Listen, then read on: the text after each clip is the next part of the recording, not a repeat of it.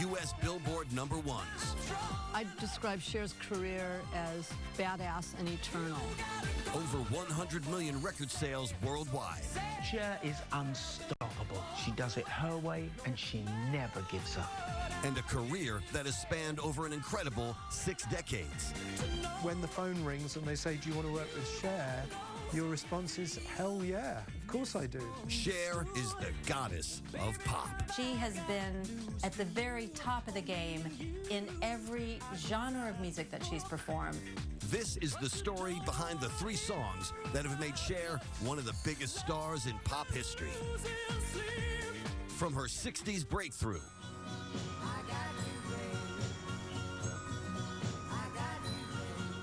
There have been several times in my life when I have known a record was going to be a hit. I Got You, Babe. Oh my gosh, we knew it. to her racy rock hit.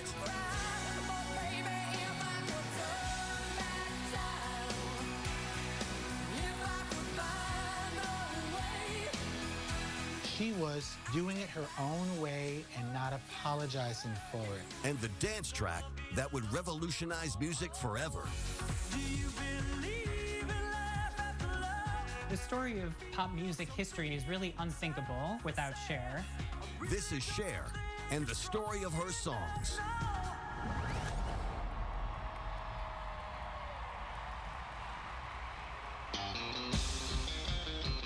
(1962).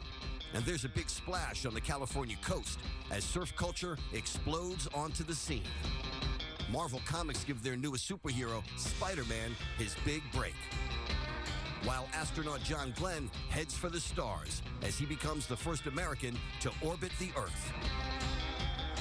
Meanwhile, in the San Fernando Valley of Los Angeles County, a teenage girl is growing up with her own dreams of shooting for the stars. Cher, Sherilyn Sarkeesian to those in the know, was a California girl. She wasn't working. She quit high school. She was just kind of hanging out, trying to figure out what she was going to do. She had a burning yearning to be a performer, and she always had that charisma.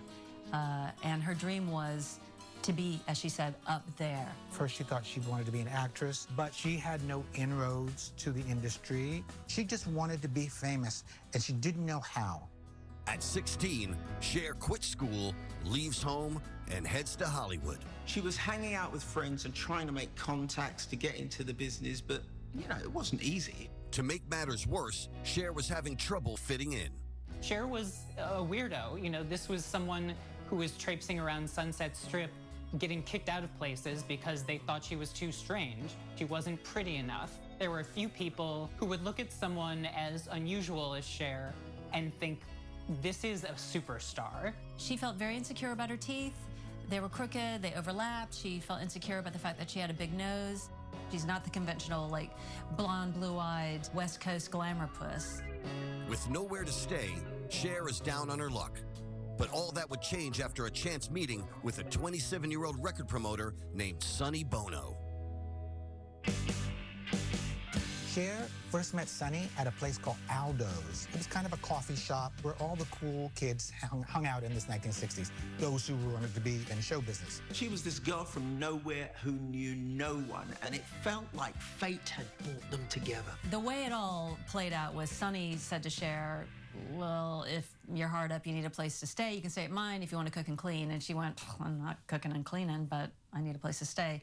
So she moved in, but they weren't lovers. They had a shared dream. We both want to be famous. We both want to see our picture in magazines. And that was enough. Luckily for Cher, Sonny already had a foot in the door, working as an assistant at Gold Star Studios, one of the most influential recording venues in the world.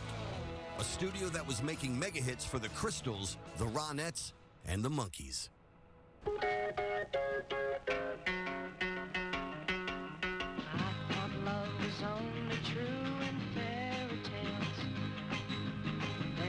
Someone else, but not for me. At the time, it was also the home to legendary and controversial record producer Phil Spector, who was known for his work with the Righteous Brothers and Ben E. King. And Sonny Bono was a gopher for Phil. He would go out and he would help sell the records. And he had to do all types of things. Whenever Spector needed like an extra percussionist in the band, he would ask Sonny to go and pick up a tambourine and play tambourine. He was in with the right people, and he had a dream to be a part of that machinery. Cher was in awe of Sonny's burgeoning career, and although initially platonic, their relationship had begun to develop. He held my hand 3 months after I knew him. We were in a movie, and I thought, this is me. But whatever it was, I liked him, and I liked it, and it was really terrific. Alongside this budding romance, Sonny started to see something in Cher that no one had ever seen before. He came to think that she was beautiful. She had a big nose and crooked teeth at that time. He thought they were gorgeous. He thought they looked like a Greek statue. And then when he heard her sing, he realized, well, this is very interesting because she had this deep contralto voice. It wasn't the normal thing. He saw this superstar potential. You know, he saw this kind of strange presence that she brought would be a way for him to make it in the business. Sonny may have discovered that Cher had star quality, but they were still a long way away from the track that would transform them both into household names, and they needed a break. So in the early days, when Sonny was Phil Spector's personal assistant, Cher would hang out at the Gold Star Studios with him. One day, she was at the studio, and one of the background singers didn't show up. And Phil Spector went over to her and said, "Can you make noise?" She said, "Yes. Go over there and make noise." And that's what she did. She went over and sang with the other background singer. With Cher now getting actual industry experience, Sonny began writing songs believing he could transform her into a star. But when it came to recording these in the studio, there was a problem. She had severe stage fright, and she wanted him with her. And so he ended up writing himself into the act, you know, turning a solo song into a duet. He thought, let's try this, you know? So they made a record under the name of Caesar and Cleo. Under their new name, the duo began to sing live at record shops and bowling alleys, and released a string of hits and finally got noticed by Atco Records. But the 60s were about to change with the global explosion of hippie culture. It was a time of free expression, liberal attitudes, and loud fashion. And Sonny and Cher knew if they were to make it, they would need to ditch Caesar and Cleo and completely reinvent themselves. They didn't just embrace the hippie style, they helped to create and popularize the hippie style of the 60s. It was these two crazy-looking singers that had bell-bottoms, animal fur vests. They looked outrageous. Of course, they got married. That was a big part of their image. What did you think marriage was going to be all about? I thought that he was a good man, and I liked him, and I loved him, and I thought that he would take good care of me. Married, and with their new 60s style, Sonny began working on a heartfelt song that would be a declaration of love and commitment to his new wife. But the song didn't come easy, and Sonny turned to a chart topper for inspiration. He had a special affinity for Bob Dylan and Bob Dylan's songs, and one of the phrases and words that Bob Dylan uses a lot in his songs is babe. The lyrics would be a reflection of Sonny and Cher's relationship at the time. It's this confession between two people acknowledging that they don't have a pot or pan between them, but they have each other. Sonny may have had an idea for the lyrics, but coming up with the tune wasn't easy. He would develop his songs by playing on the piano and singing them into a tape recorder. I mean, musically, they were really simple because he tried to play piano while he was writing songs, and he only knew like 2 chords. I Got You, Babe was a perfect example of one of those tracks, because all that was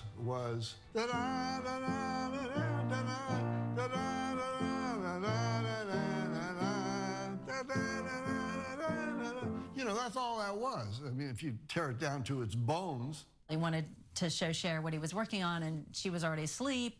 He wakes her up in the middle of the night. He goes, I have the song. And she listens to it, and she just is like, I don't even know why you woke me up for this. It's not one of your best.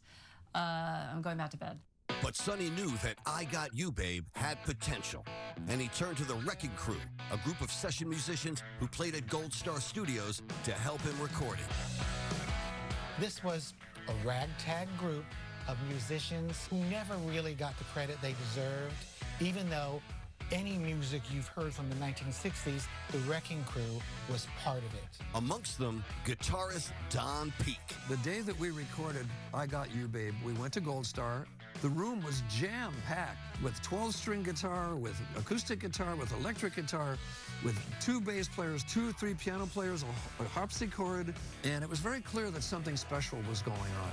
And on the harpsichord was Michelle Rubini. They just said, be at Gold Star at 10 a.m., you know? So I just showed up, and there was Sonny and there was Cher. I was very curious to know if it was going to be successful or not. They came in, they held hands, they were in love. I just thought they were a really nice couple. She didn't have that confidence that she had later, but she was always very nice. Cher may have been nervous, but Sonny was determined to create a hit. When he started playing it, I said to him, if we changed it up a little bit and the keyboards could do something like this,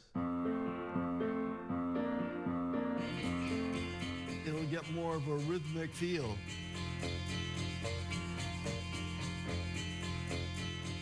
Everybody added something. Everybody had their own ideas about how they might improve the music. But it was a revolutionary idea from the arranger of the track, Harold Batiste, that transformed the record. Harold Batiste came from New Orleans, and he decided to use a bassoon and an oboe. And no one had ever done that on a rock and roll record before. Here's tell you what. This was revolutionary, and we all knew it. That is what changed the whole sound of that track. Sonny just loved it. With the melody for I Got You, Babe finalized, it was time for Cher to lay down her vocals. When Sonny brought Cher into the studio, she was reluctant, very, very quiet, and very shy. Kind of her eyes were downcast sometimes. And all of a sudden, she opened her mouth, and this gigantic voice came out of this little girl. They say we're young and we don't know. We won't find out until we grow. This was a voice that people weren't used to hearing from women, especially in mainstream pop hits. And we all said, oh my gosh, we knew it right away. We knew it. She was going to be a star.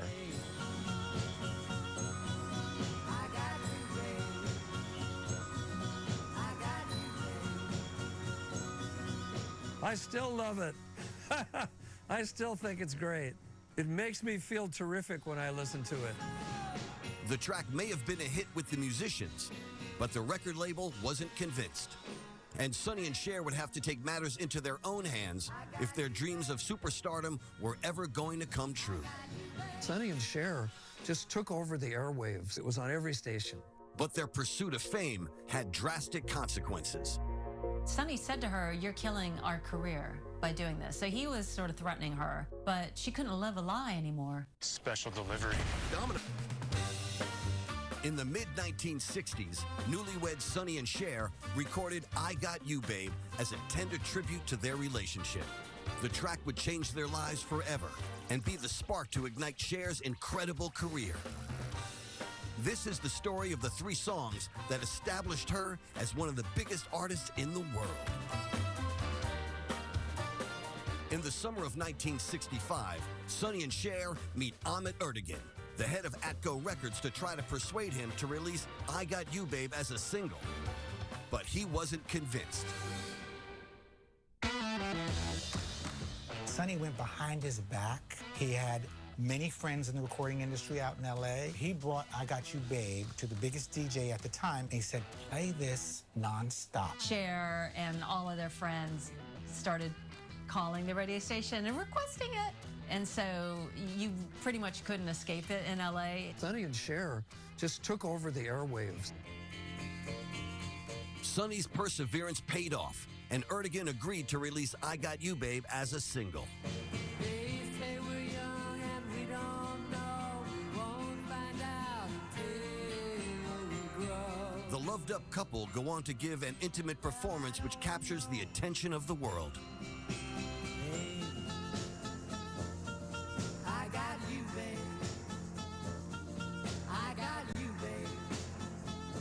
When Sonny and Cher performed I Got You Babe on screen, it was so intimate, it was electric. You only had eyes for each other.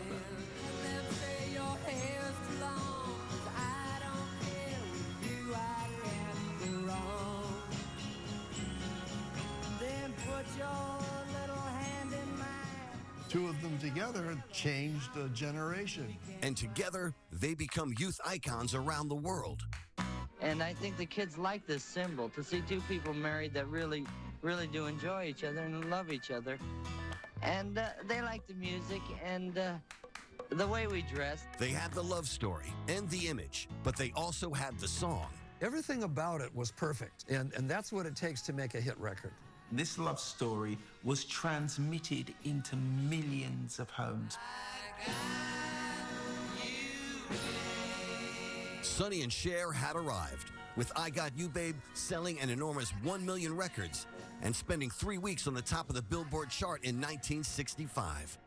I Got You Babe was a bit of an immediate smash. Can you imagine what that would have been like for Cher? She's what, like 19 years old? She was famous overnight.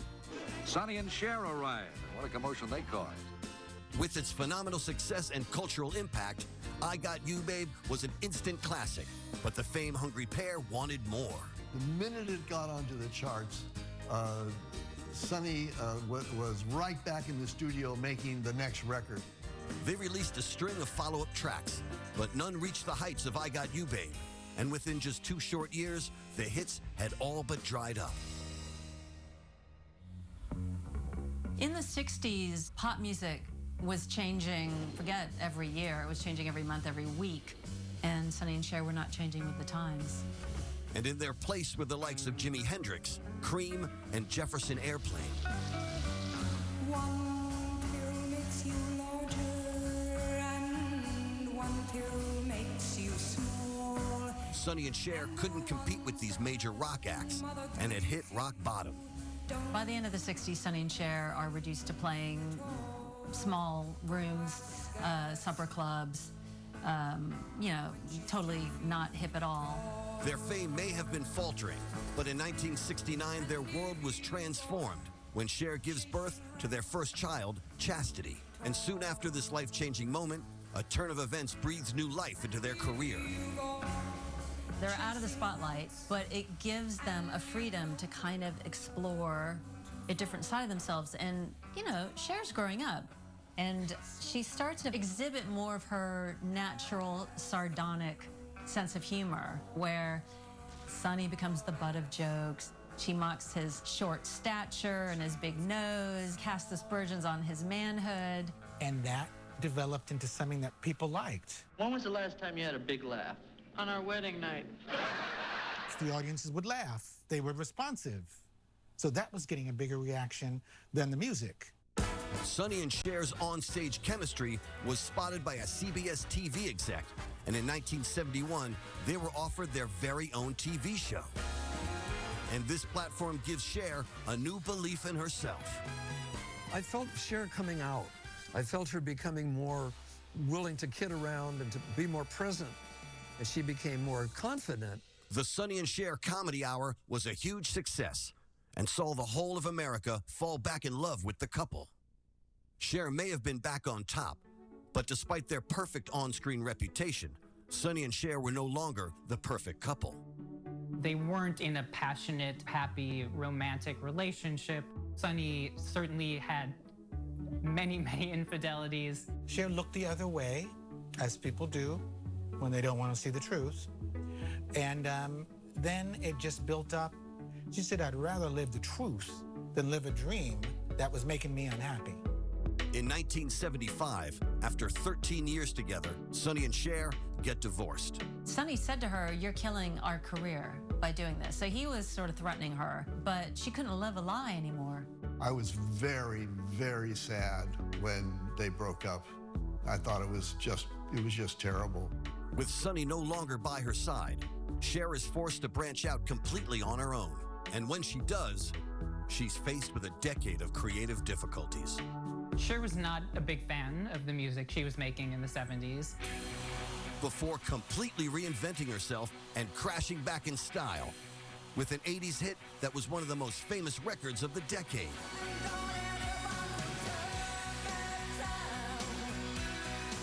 She's hitting those notes as clean as a whistle. It was a huge hit. It's the iconic song. It's like you think Cher, you think of If I Could Turn Back Time. Madonna is the queen. By the late 1970s, Cher was a household name, having conquered the charts and becoming hugely popular with television audiences across America. But with her recent divorce from Sonny, her personal life was in tatters. And to make matters worse, their breakup reveals the majority of her fortune was owned by her now ex-husband. Cher was really, really angry about that.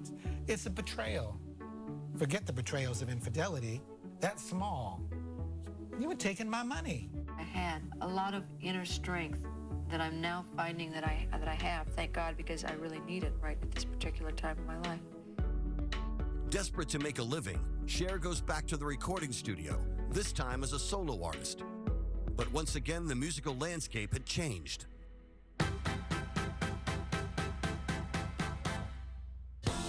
Disco came in, and disco was the be-all, end-all if you wanted to have a hit record. And this meant the charts were filled with dance floor classics, and Cher's rivals included Kool and the Gang, the Bee Gees, and Gloria Gaynor.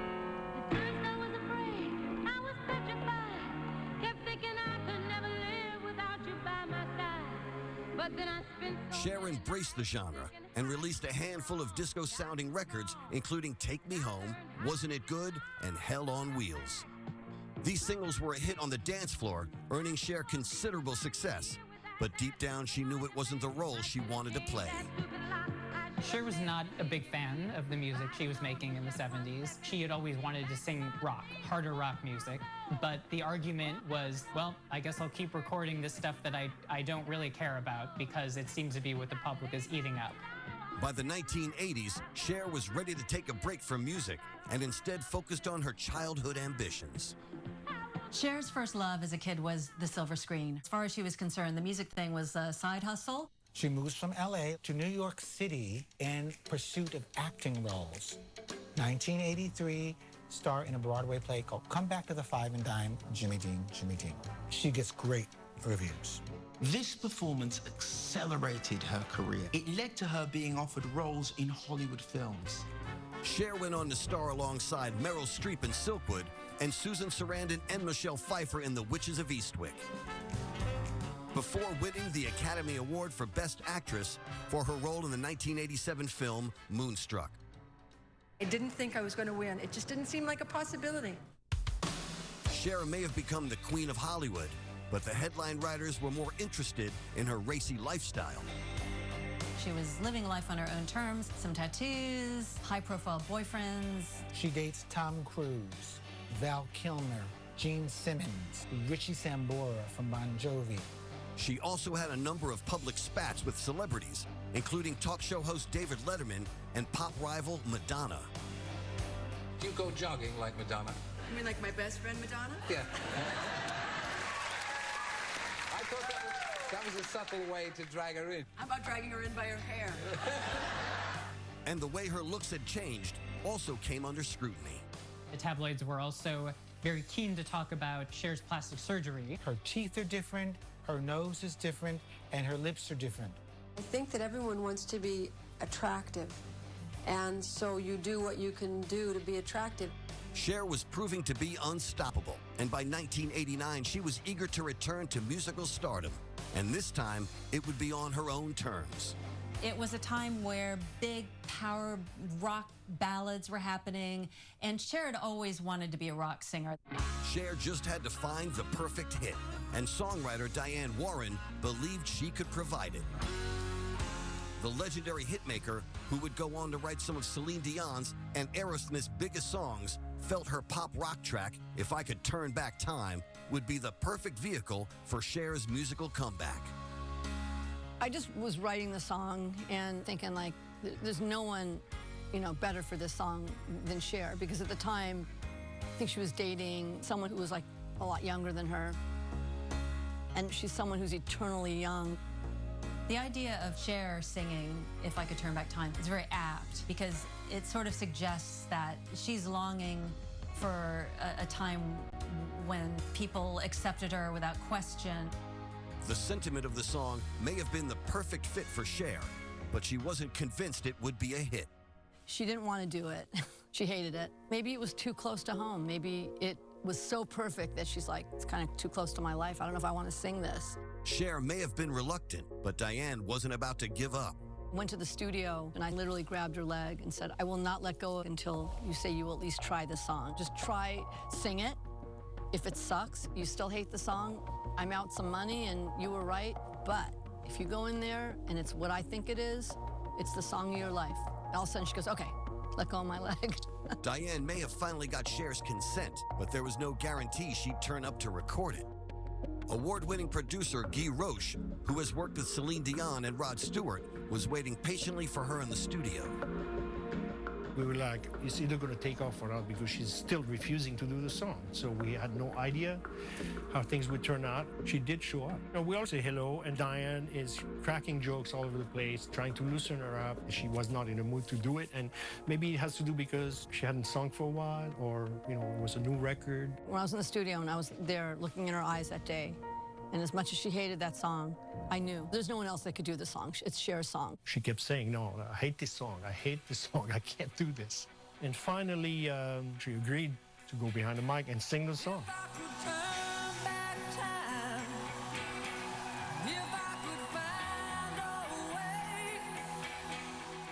As soon as she sang that first line, I will never forget the look in her eye looking at me like, you were right. And I remember smiling back, like, I wanted to go like this with a smile, but, it was implied. She said, oh, I love this song. So instantly, it was a 180 degrees turn, and she just sang and sang and hit the raspy note at the end that she's never hit in her lifetime.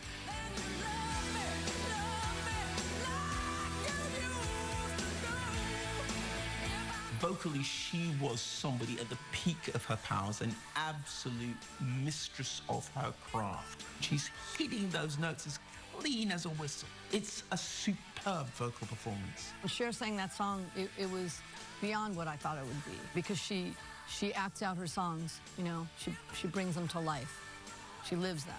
And Cher wasn't stopping with the vocals. Production-wise, she had a lot of ideas. She would actually call in and say, I want more guitar.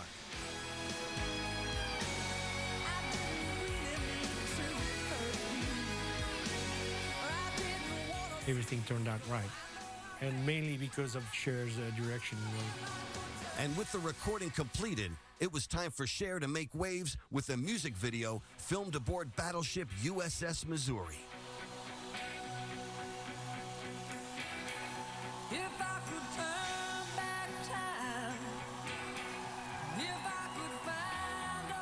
She's wearing all fishnet, mostly see-through. There's barely a hint of a V of a bathing suit covering up the necessary parts. She's got a leather jacket. The hair is teased out to hell. She's on this phallic, large gun while these sailors are dancing around her.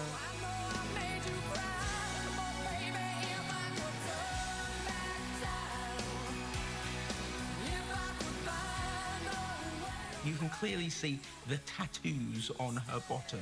Now, in 1989, for Cher, a woman in her 40s, this was outrageous. Some people saw this as inappropriate because they thought it was too sexual, too much of her skin was showing. The Navy had granted permission to shoot on the vessel in the hope it would boost recruitment, but the plan monumentally backfired. They were very embarrassed. There was talk about firing. The Navy vowed to never, ever again let a musical artist use their battleship. They could only play that after midnight on MTV. So it was a great video.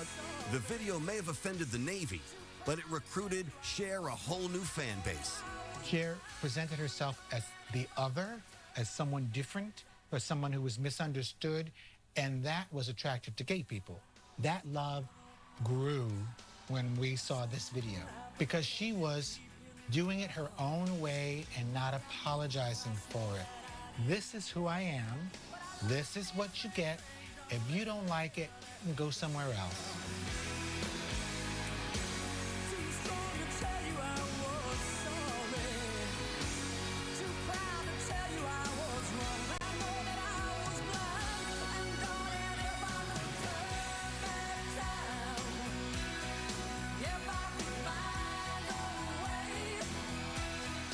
If I Could Turn Back Time was a global smash, hitting number 3 on the U.S. Billboard chart. It was a huge hit. It's the iconic song. It's like you think Cher, you think of If I Could Turn Back Time. And it was the lead single from Cher's multi-million selling album, Heart of Stone. She kept coming back, and the strange thing is she kept coming back bigger. I feel real lucky. I feel lucky for a lot of reasons, but it's like most performers, at 44, they have to give up being what it is that they are, you know?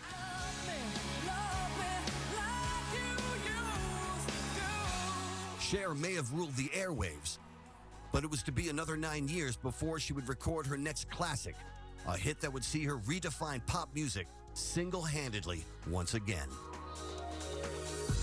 No matter how hard I try.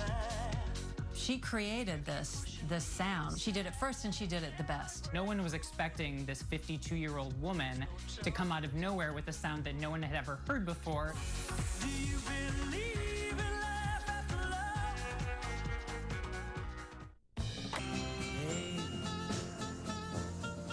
love? From the iconic I Got You, Babe, to the pop rock classic If I Could Turn Back Time.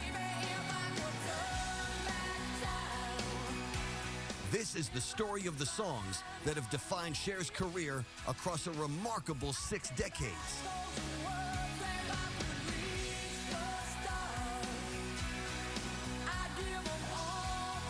At the start of the 1990s, Cher's career was continuing to go from strength to strength. By this point, Cher was untouchable. She was a superstar. She could do no wrong. Releasing new album Love Hurts and heading out on a U.S. and European tour.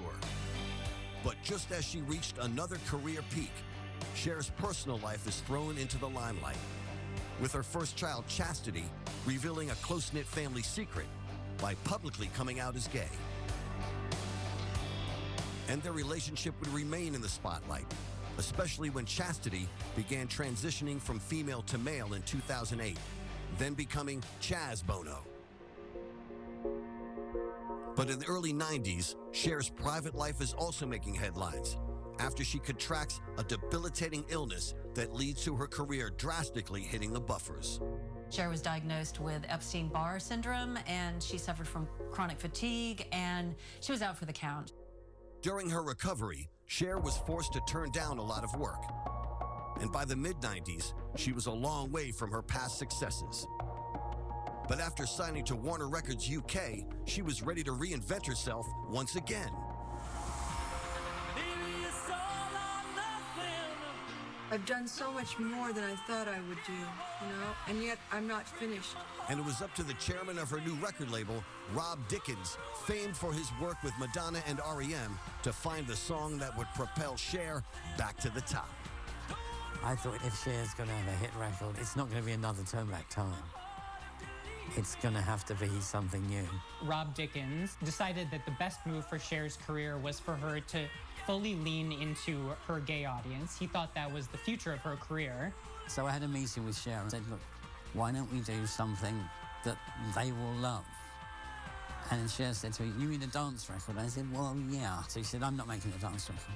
So there's, you know, a theme throughout Cher's career of producers and songwriters having to really twist her arm to get her to do some of her most iconic tracks. So she said, you know, you find me a song and then I'll do it. So that was the gauntlet put down.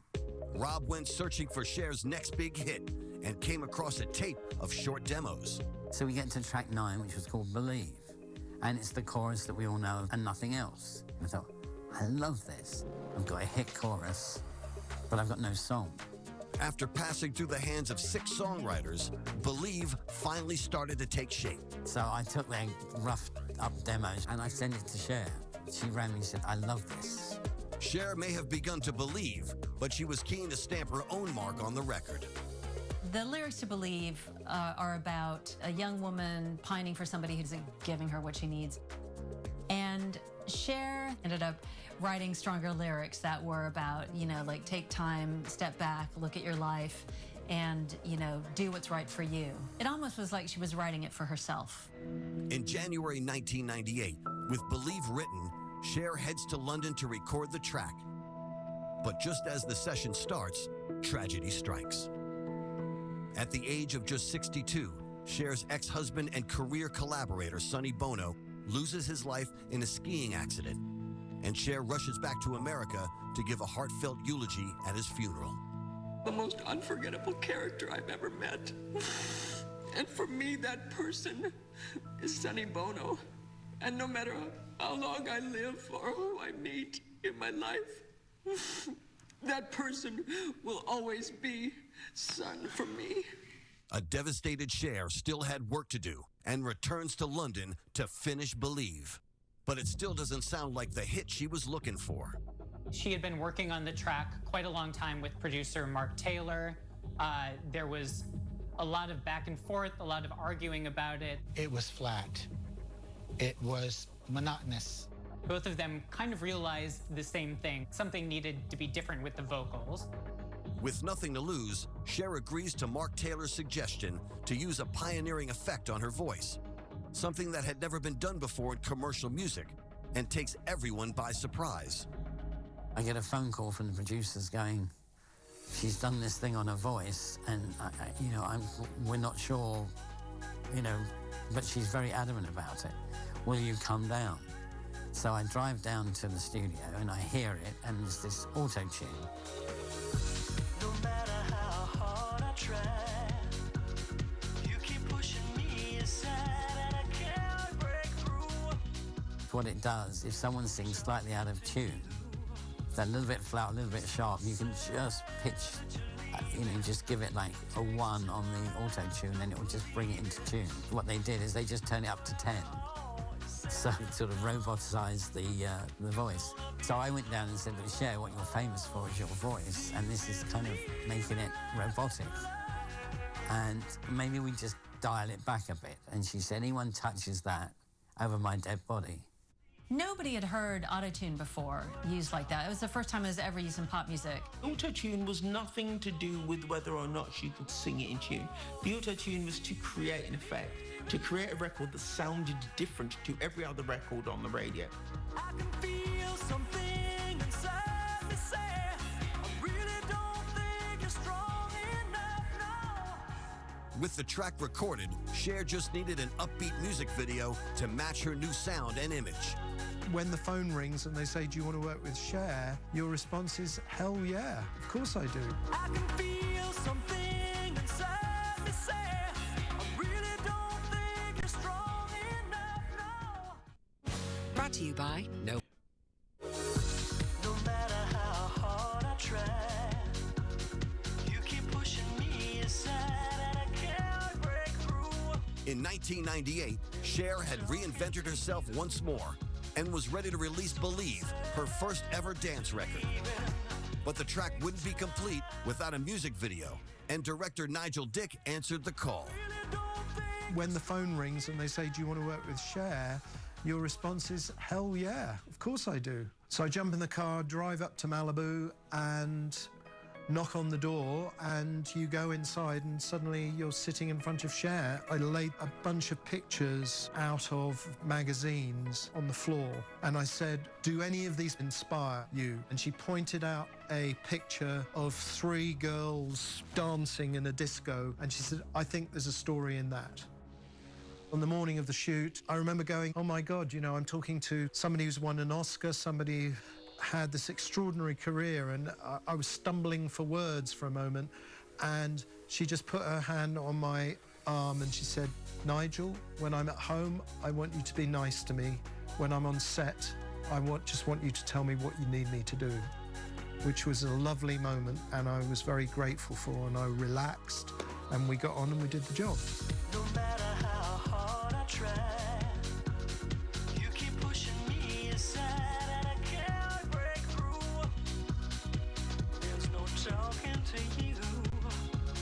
The video shows this woman kind of catching her boyfriend red-handed as he's cheating on her with another girl. And this creates the link between the song, do you believe in life after love? Do you believe in life after love? I can feel something inside me say, I really don't think you're strong enough now. And she also has this role as, you know, like she's a guardian angel, just going, it's gonna be all right. You know, just believe in life after love, and we'll still be here for you. And, you know, look at me, I've come through it all as well. We're putting Cher in a box. It's a reflection of the voice, and it's a reflection of her iconic status, of all these people trying to get closer to her, but being stopped by the glass. I liked it as a way of expressing how we feel about some artists. With Believe ready to be released, it was time to see if it would be the hit that would resurrect Cher's career. No one was expecting this 52-year-old woman to come out of nowhere with a sound that no one had ever heard before. A gay friend of mine rang me up and said, you know that record you're making with Cher? Well, they just played it and you could not get another body on the dance floor. That was the first time I kind of felt we've achieved what we set out to achieve. Something about the song crossed language barriers and crossed country expectations for music. It's just a universal tune that everybody loves.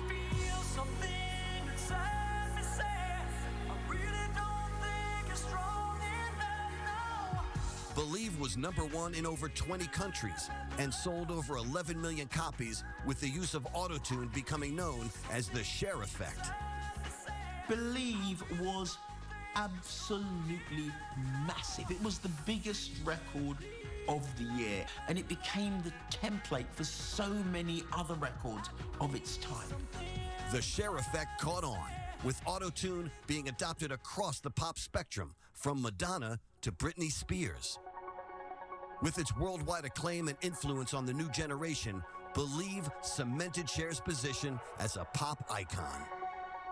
Across Cher's career, she's always been at the highest level of whatever she turns her hand to. She won an Oscar. She has the respect of everybody in the industry, and she has been at the very top of the game in every genre of music that she's performed. And this success has made Cher one of the most beloved performers of all time.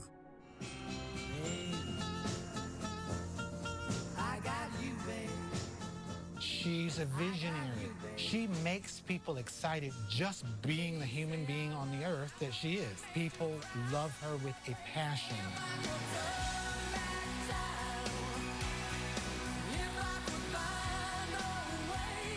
She has her own style. There is no one else like her. She created a character, and she is that character. This is someone who has fought back against the odds and has never given up. Do you believe in life after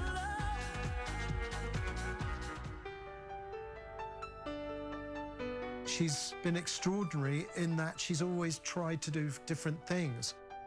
If there's a disco song to sing, she sings it like Cher. If there's a dance song to sing, she does it like Cher. If there's a hard rock number to do, she rocks out like Cher. The fact that she has gone through from a teenager through her 20s, 30s, 40s, 50s, 60s, and now her 70s shows that she is a true icon and not just a pop icon. Cher changed the world. She is a legend. And no matter what's thrown at her, she's Cher, and she always will be.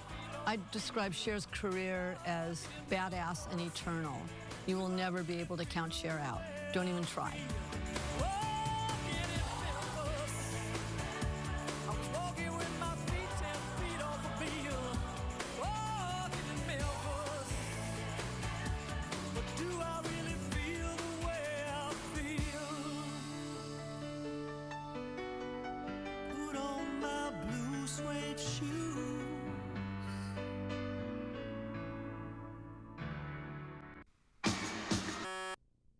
The following is a paid advertisement from Time Life.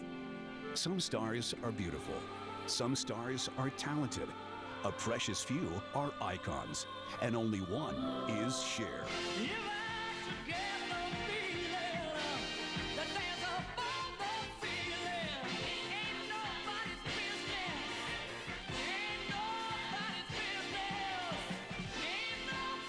From the sequin 70s through the rocking 90s, no one has kept on delighting us, surprising us, and entertaining us like Cher.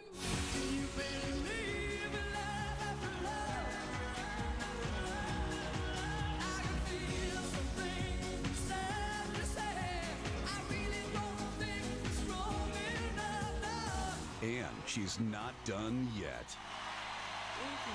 If you clap too much in the beginning, and I'll just get a swelled head, and then I'll have to buy all new wigs, and you know, Introducing the best of Cher, exclusively from Time Life. This body's like a brand new Mazda. Everything goes hum.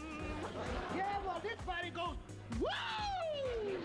For the first time ever, all the spectacular highlights of Cher's unique career are in one electrifying collection.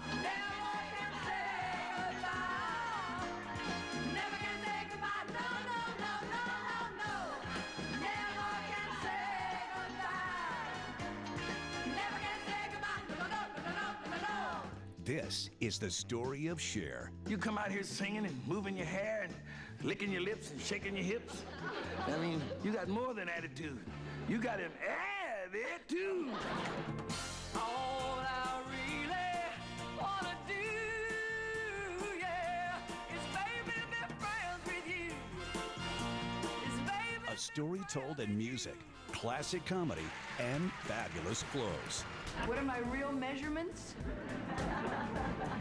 Well, From Hollywood to Vegas and all around the world, no one has ever put on a show like Cher. You know, my mom told me when I was like 2 or 3 years old, I used to run around the house singing naked. And I said, well, Mom, nothing's changed too much. I just get paid for it now. So get ready to be dazzled by the down-to-earth diva we'd all follow anywhere. Where you lead, I will follow anywhere that you tell me to.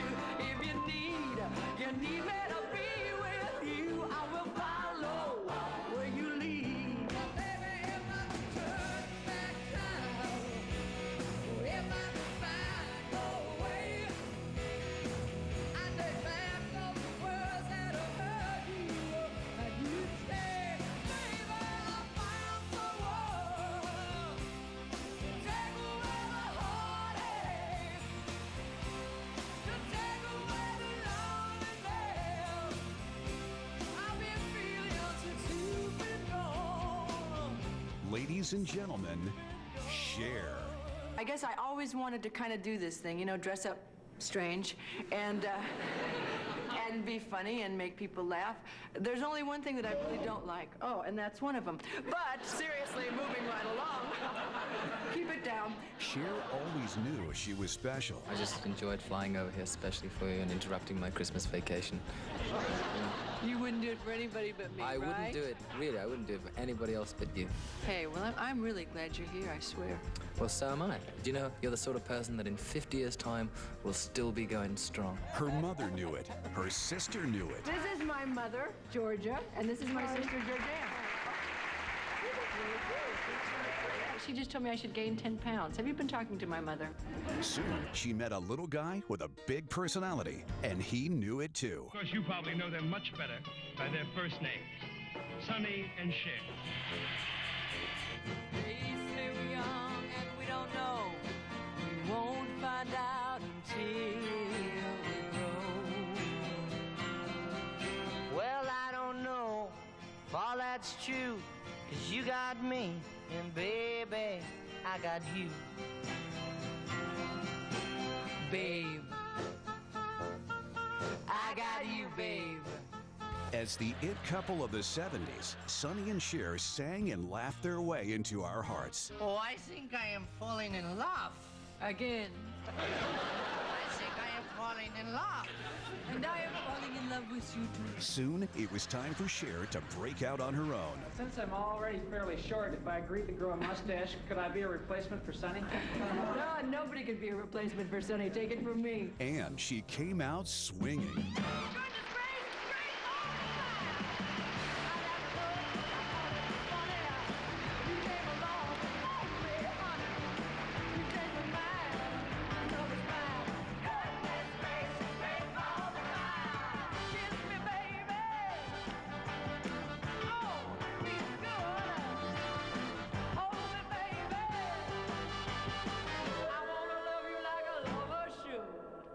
You're fine, so Cher, the woman and the show were dazzling explosions of glitter, glamour, music, and magic. Old black magic got me in its spell. Old black magic that you weave so well. Those icy fingers up and down my spine. That same old witchcraft when your eyes remind. What would you like to do on the show? What would I like her to do on the show? Yes. I would like her to sing and dance and shake my maracas. Juanita, you don't have any maracas. With her famous friends by her side, she grew into a superstar, the likes of whom we'd never seen before.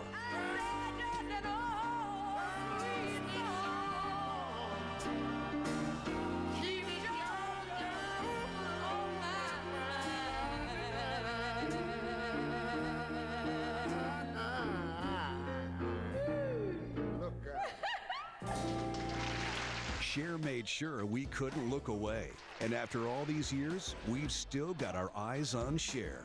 You gotta have, you gotta have, 'cause you got to have friends.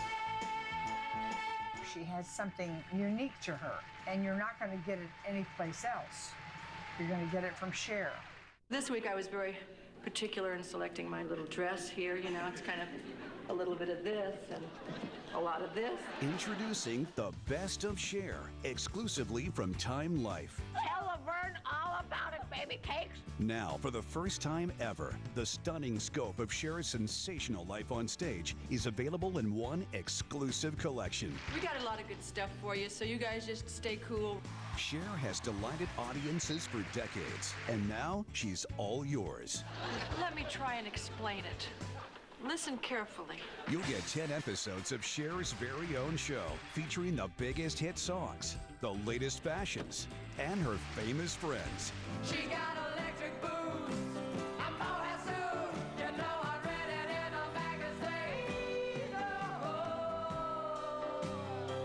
Oh, Benny and the Jets. Like Elton John, Raquel Welch, Ray Charles, and more. Park it down and play some for me. Plus 2 off-the-wall specials from Cher's TV heyday in the 70s. Hey, you want to knock off the noise down there? Oh, and I will call you Cucumber. I like cucumbers. And all her greatest hits performed live.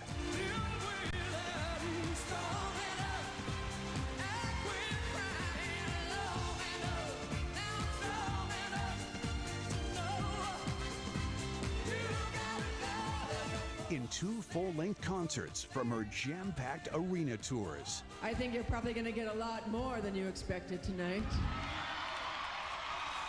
Or a lot less. It depends. If you like clothing, look really hard now, because this is as clothed as we ever get again in the whole show. Plus rare backstage footage and intimate home movies.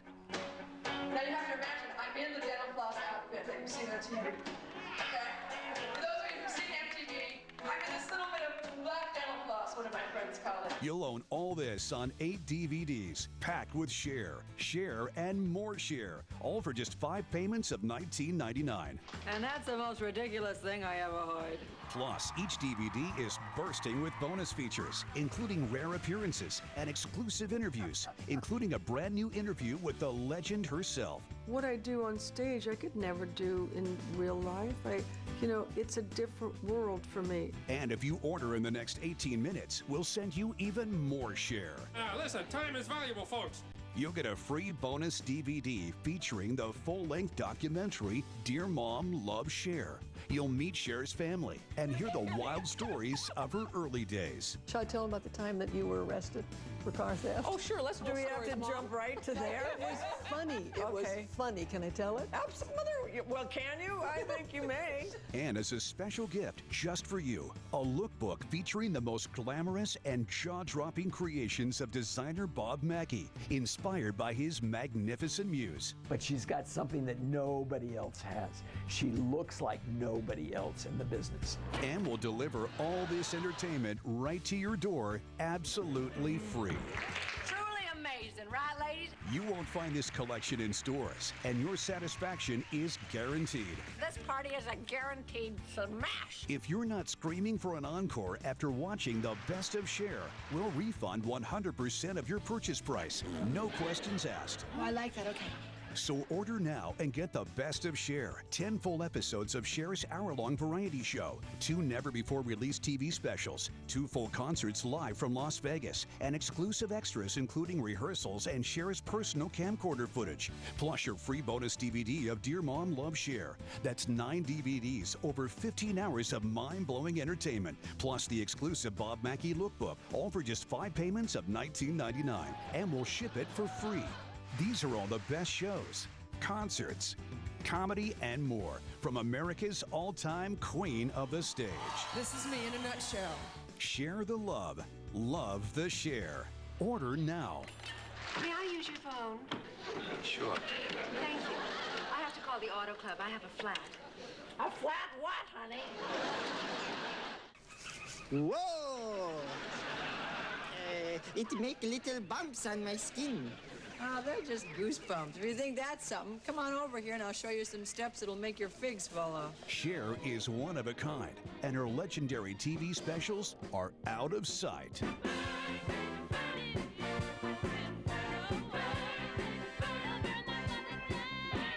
They hit our screens as family-friendly, psychedelic, counterculture kaleidoscopes.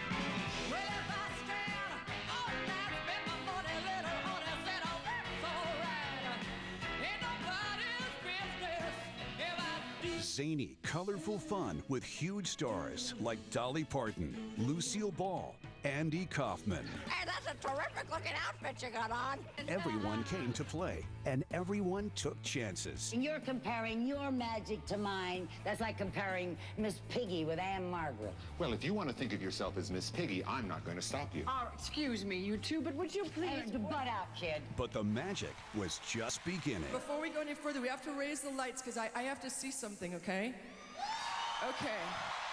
Okay, all right. Okay, now. Wait. Okay, so I see lots of tramps there. Lots of tramps here, too. Some gypsies up there. And some half-breeds back there. Well, you guys are just gypsies, tramps, and thieves. Gypsies, tramps, and thieves. We hear it from the people of the town. They call us gypsies, tramps, and thieves. But every night all the men will come around and lay their money down. Through the years, her world tours and Vegas shows have been even more spectacular. I was 5 and you were 6. We rode on horses made of sticks. I was black, you were white. You were always with a fight. Bang, bang, and you shot me down. Bang, bang, and I hit the ground.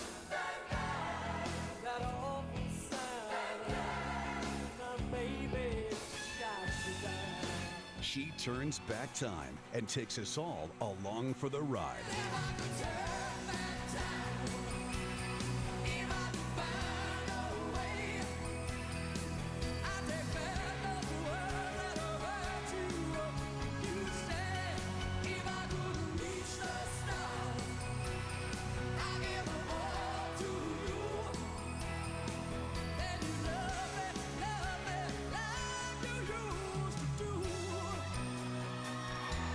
On stage or on TV, the most entertaining stop in the solar system is Planet Cher. There's a fascination with people about her. They want to go see her. They have to see her, and they have to see her on stage. And when she comes out, she just wins them over immediately. It is so interesting what happens. There's a charisma there that you just can't explain. There's an old wives' tale that says, if you find a thread on your clothing that someone's going to get a surprise. That's true because there's only 2 threads holding up this dress, so if I pull the other one, everybody here's in for a big surprise. Introducing the best of Cher, exclusively from Time Life. Oh, how wonderful. Now, for the first time ever, the stunning scope of Cher's sensational life on stage is available in one exclusive collection. We've got 35 years worth of stuff to get on here tonight, okay? 35 years. Cher has delighted audiences for decades, and now she's all yours. I got picked up.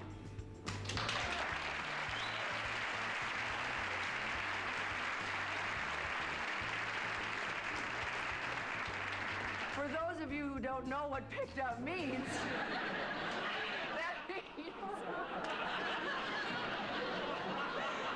means that my series got renewed. You'll get 10 episodes of Cher's very own show featuring the biggest hit songs, the latest fashions, and her famous friends. Give me the beat, boys, and free my soul. I wanna get lost in your rock and roll and drift away.